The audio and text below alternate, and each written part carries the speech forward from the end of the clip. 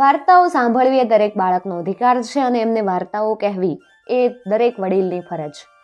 એક સમય હતો જ્યારે આવી વાર્તાઓ નિર્દોષ મનોરંજનનું કામ કરતી, પરંતુ અફસોસ અત્યારે આવી વાર્તાઓ ભૂલી રહ્યા છીએ. આજે આપણે એક આવી સરસ મજાની વાર્તા સાંભળવાના છીએ જેને કદાચ ક્યારેય નહીં સાંભળી હોય, અને જો તમે સાંભળી હોય તો ફરી એકવાર તમારા બાળપણમાં ખોવાવા માટે મારી સાથે તૈયાર થઈ જાઓ.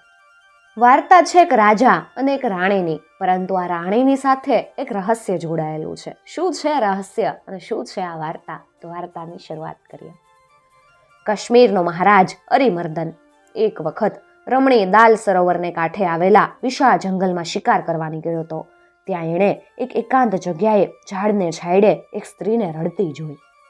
રાજાએ ધારી ધારીને જોયું તો જણાયું કે સ્વર્ગથી કોઈ ગાંધર્વ કન્યા અહીંયા ઉતરીને આવી હોય એવું તો મનોહર એનું રૂપ હતું. આવું રૂપનો ભંડાર, અને એમાંય પાછું એનું રડવાનું.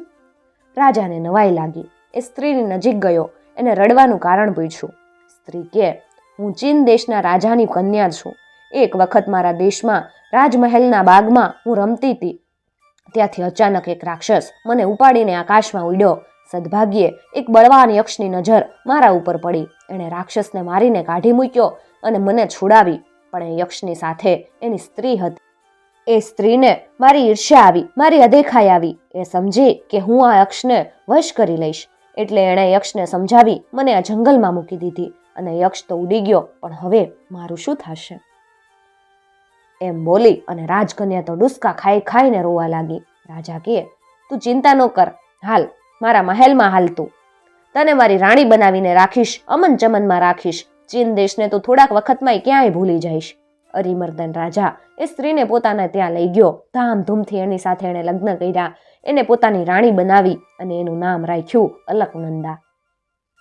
રાજાને નવી રાણી ખાઈ પીને લહેર કરવા લાગ્યા. રાજા અલકનંદાની પાછળ એવો તો ઘેલો થઈ ગયો કે રાજકાજના કામય ન કરે. આખો દિવસ ને રાત રાણી વાસમાં જ ભરાઈ બેસે.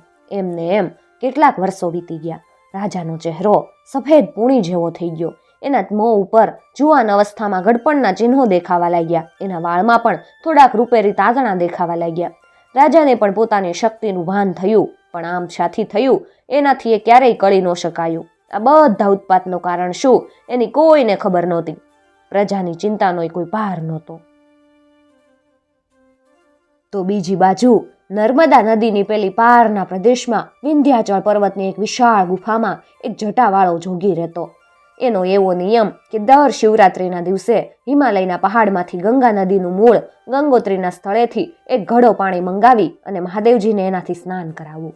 ક્યાં વિંધ્યાચળ અને ક્યાં હિમાલય! જે જમાનામાં આગગાડી કે બીજા કોઈ ઝડપી વાહનનું નામ નિશાન નહોતું, ત્યારે એટલી લાંબી મઝલ કાપીને પાણી કોણ લાવતું હોય?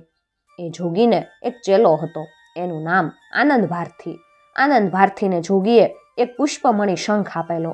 એ શંખમાં એવી કરામત હતી કે જમણા હાથમાં લઈ જવાથી જ્યાં જવાની ઈચ્છા હોય તે પલકવારમાં જઈ શકાય.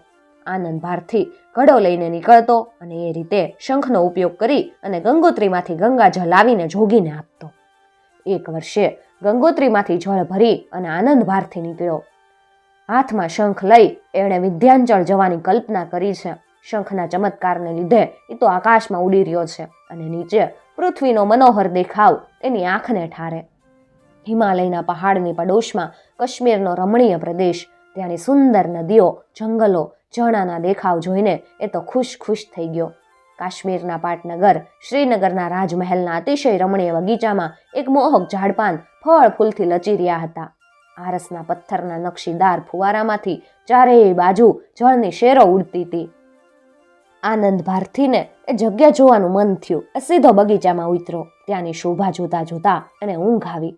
એક ચીકુના ઝાડને છાંયડે લીલી હરિયાળી જમીનમાં એ હુઈ ગયો ને ઘસઘસાટ ઊંઘી ગયો. એ અરસામાં રાજા અરિમર્દન બાગમાં ફરવા નીકળ્યો. એની નજર આનંદ ભારથી ઉપર પડી. રાજમહેલના બગીચાનો એકાંત ભાગ અને એમાં પણ પારકા આદમીનો પ્રવેશ. મહારાજાને નવાઈ લાગી.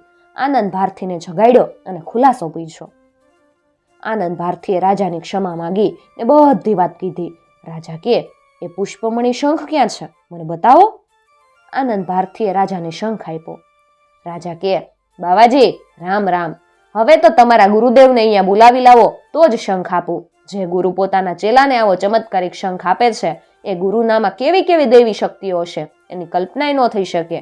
એવા મહાત્માના ચરણની રજ માથે ચડાવવાથી કલ્યાણ થઈ જાય. માટે તમે જાઓ અને પરમાત્માને લઈ આવો એને.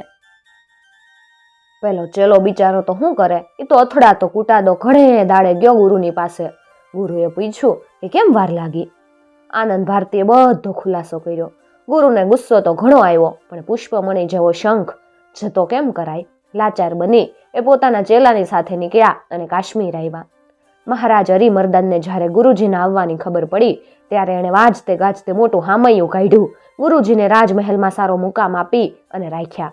પછી ત્યાં જઈ એમને તેમનો પુષ્પમણી શંખ પાછો આપ્યો.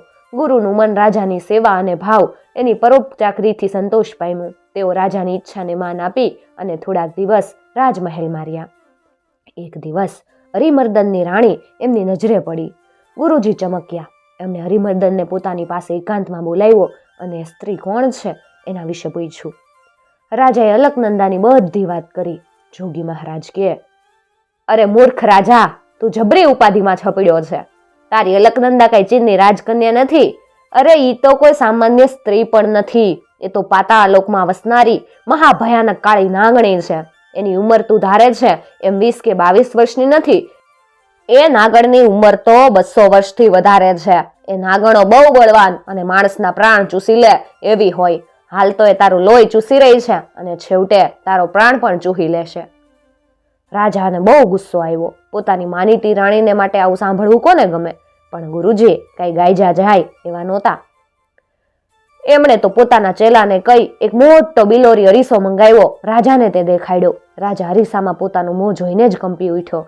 એ ઘોરમાંથી ઉઠીને આવેલા હાડપિંજર જેવું ધોળી પૂણી જેવું એનું મૂળદાલ શરીર લાગતું હતું. રાજાની ખાતરી થઈ કે જોગી મહારાજ ખરું કહે છે. રાજા જોગીના પગે પડ્યો, પોતાને બચાવવા વિનંતી કરી. ગુરુ કે, તું ગભરાઈશ નહીં. કંસારા પાસે પિત્તળનો એક ખૂબ મોટો દાબડો તૈયાર કરાવ. દાબડામાં અલકનંદા હમાઈ રે એટલો મોટો એ હોવો જોઈએ. એના ઉપર મજબૂત ઢાંકણ કરાવજે અને ઢાંકણ ઉપર ખૂબ મજબૂત સાંકળ ને નકુચા જડાવજે. પોલાદના પાણીદાર તાળા તૈયાર રખાવજે અને દાબડાની આજુબાજુ નકુચા તૈયાર કરાવીને જડાવજે. મજબૂત પિત્તળની સાંકળ પણ જડાવજે. રાજાએ હા પાડી, પણ હજુ એનો રાણી માટેનો મોહ મીટો નહોતો. જોગી કે, તને ખાતરી કરી આપીશ, તું આજે રાત્રે જમણમાં ખીચડી કરાવજે અને એમાં મીઠું વધારે નખાવજે. રાજાએ એમ કર્યું. રાજાએ રાણીને ગુરુની સૂચના મુજબ બોલાવી. રાણીને પોતાની સાથે ખાવાનું કીધું. અડધી ખીચડી રાજાએ ખાધી અને અડધી રાણીએ ખાધી. રાજા પડી રહ્યો હતો, પણ એ ઊંઘી જવાનો ઢોંગ કરતો હતો. ખૂબ મીઠું નાખેલી ખીચડી ખાધેલી એટલે રાણીને રાતમાં પુષ્કળ તરસ લાગી. એ જાગી અને પાણી પીવા ગઈ. પાણી પીવાના વાસણમાં રાજાએ એટલું થોડું પાણી રાખ્યું હતું કે એટલું પાણી પીવાથી એની તરસ ન મટી. એ બહાર જઈને પાણી પીધા વગર એને છૂટકો જ નહોતો. રાણીએ ધીમેથી વસ્ત્રો ઉતાર્યા. આંખના પલકારામાં તો સ્વર્ગની અપ્સરાને લજવે એવી રૂપસુંદરીની જગ્યાએ એક મહાભયાનક વિકરાળ કાળી નાંગણી થઈ અને જમીન ઉપર પેટે ચાલવા લાગી. નાંગણોનો એવો નિયમ હતો કે રાતને વખતે બહાર નીકળવું પડે તો એમનાથી પોતાના અસલ રૂપમાં આવ્યા સિવાય બહાર ન નીકળી શકાય. રાજા ઊંઘતો હતો એમ ધારી અને નાગણે પોતાનું અસલ રૂપ લીધું અને નીચે પાણી પીવા ગઈ. બગીચામાં ઠંડા પવનની લહેરો આવે અને માથે રૂપાળી ચાંદની ખીલેલી એટલે નાગણે તો ઘણી વાર સુધી આરસના હોજમાં નાયા કર્યું અને પીવાય એટલું પાણી પીધું. મધરાત વીત્યા બાદ જ્યારે કુકડાઓનો અવાજ થયો કે તરત નાગણ હોજમાંથી બહાર નીકળી. રાજા રંગમહેલમાં બારીએ છુપાઈને આ બનાવ જોઈ રહ્યો હતો. એ વેલો પથારીમાં આવીને સૂઈ ગયો. નાગણ રંગમહેલમાં આવી લુગડા પહેરી અને અલકનંદાના રૂપમાં ફેરવાઈ ગઈ અને જાણે કશું જ જાણતી ન હોય એમ પલંગમાં આવીને સૂઈ ગઈ. નાગણના કેવા ભયંકર ફાસલામાં પોતે સપડાયો હતો એનું હવે રાજાને પૂરેપૂરું ભાન થયું. હાલની પોતાની દુર્દશા શાથી રહી છે એ પણ એને સમજતા વાર ન લાગી. હવે એના પાશમાંથી ક્યારે છૂટાય એની રાજા રાહ જોવા લાગ્યો. રાજાના હુકમ મુજબ જલ્દીથી પિત્તળનો મોટો દાબડો તૈયાર થઈ ગયો. રાજા એક દિવસ રાણીને કહે, રાણીજી, આપણે આજે હાથે ભાત રાંધીએ અને બગીચામાં ચાંદનીમાં બધા દરબારીઓને બોલાવીએ અને તેમને આપણે હાથે જ દૂધને ભાત જમાડીએ. રાણીએ પહેલા તો બહુ આનાકાની કરી, પણ રાજાએ બહુ હઠ કરી એટલે છેવટે એણે હા પાડી. પેલા મોટા દાબડામાં ઓરવા માટે રાંધણનું પાણી ગરમ કરવા મૂક્યું. આંધણ ખળખળવા લાગ્યું એટલે રાજા કહે, રાણી જુઓ ને આંધણ થયું કે નહીં? રાણી જોવા આવી નીચે વળીને દાબડામાં નજર કરે ત્યાં તો રાજાએ ધબાક દઈને રાણીને દાબડાની અંદર હડસેલી દીધી. જોરથી દાબડાનું ઢાંકણ ઉપરથી બંધ કરી દીધું. સાંકળ દઈ દીધી. ખૂબ મજબૂત પોલાદના તાળા મારી અને કૂચી જોગી મહારાજને આપી દીધી. એ પછી દાબડાને જે નકુચા કરાવ્યા હતા એમાં મજબૂત લોખંડની સાંકળો ભેરવી અને એ સાંકળો મહેલની દિવાલના પથ્થરમાં કડી હતી તેની સાથે બાંધી દીધી. તરત જ ખૂબ જ લાકડા નાખી અને જબ્બર તાપ નીચે કરવામાં આવ્યો. થોડા જ વખતમાં દાબડામાં કડકડાહટ કરતા કારમાં અવાજ થવા લાગ્યા. દાબડો ચૂલા ઉપરથી બબ્બે માથોડા ઉછળવા લાગ્યો. જો હાકળો સાથે બાંધેલો ન હોત ને તો એનું હું થાત એક ન કહી શકાય. એમને એમ આખી રાત વીતી ગઈ. સવારે બધું શાંત થઈ ગયું. જોગીના હુકમથી રાજા દાબડો ખોલીને જોવે તો અંદર રાખનો ઢગલો હતો. એ રાખનો ઢગલો નાંગણના આકારનો હતો. એ રાખ વીખીને જોગીએ અંદરથી એક મણી કાઢ્યો. એ પારસ મણી હતો. જે ચીજને અડે એ તરત સોનું બની જાય એવો એનામાં ગુણ હતો. રાજાએ જોગીને મણી આપી દીધો. જોગી પોતાના ચેલાને લઈ અને રાજાને આશીર્વાદ આપી ત્યાંથી અંતર્ધાન થઈ ગયા. એ જોગીનું, એમના ચેલાનું અને પેલા પારસમણીનું શું થયું એ હજુ સુધી હાલ પણ કોઈને ખબર નથી. અને રાજા નાગણીના પાશમાંથી છૂટી ગયો અને પછી રાજાએ નવી રાણી સાથે લગ્ન કર્યા અને ખાધું પીધું અને મોજ કરી. મિત્રો, આવી જ બીજી વાર્તાઓ સાંભળવા માટે ચેનલને જરૂરથી સબસ્ક્રાઇબ કરી અને સાથે આપેલું બેલ આઇકોન પ્રેસ કરજો જેથી આવનાર નવા વિડીયોઝની નોટિફિકેશન સૌથી પહેલા તમને મળી શકે.